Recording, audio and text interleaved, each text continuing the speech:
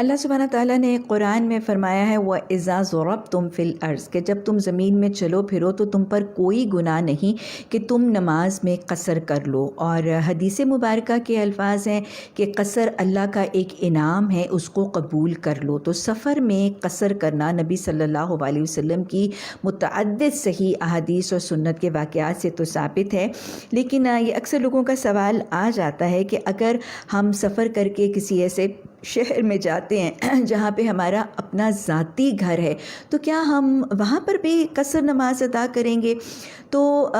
علماء کرام اور ائمہ کرام کی رائے واضح طور پر یہ موجود ہے کہ اگر ایک شخص ایک شہر سے سفر کر کے دوسرے شہر میں جاتا ہے تو ٹرانزٹ یعنی سفر کے دوران تو وہ قصر کرے گا، لیکن اس شہر میں اگلے شہر میں اگر اس کا اپنا ذاتی گھر ہے تو ظاہر ہے اپنے ذاتی گھر میں اس کی کمفرٹس اور اس کی ایمینٹیز ویسے ہی ہیں جیسے اس کے اپنے پچھلے گھر میں تھی، تو پھر وہاں پر نماز کو قصر نہیں کیا جائے گا، وہاں پر پوری نماز پڑھی جائے گی۔ جیسے یہاں سے اگر ہم لاہور سے پنڈی جاتے ہیں اور وہاں پہ ہمارا گھر ہے، یا یہاں سے ہم لندن جاتے ہیں اور وہاں پہ ہمارا اپارٹمنٹ ہے، تو پھر اپنے گھر پہنچ جانے کے بعد نماز پوری ادا کی جائے گی۔ اور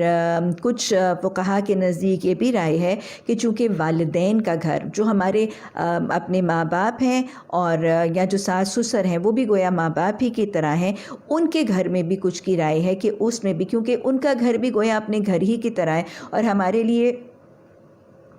آسانی، سہولت، کمفرٹس، بے تکلفی جو ہے وہ ویسی ہی فراہم ہے جیسی ہمارے گھر میں ہے۔ تو صرف اپنے والدین کے گھر میں بھی کچھ کی رائے یہ ہے کہ نماز قصر جو ہے وہ نہیں کی جائے گی۔ البتہ اگر گھر بھائی کا ہے اور بھائی بھاوج کے گھر میں والدین رہتے ہیں تو پھر اس میں چونکہ وہ والدین کا گھر نہیں ہے تو پھر وہاں پر نماز قصر کا تصور رائج رہے گا۔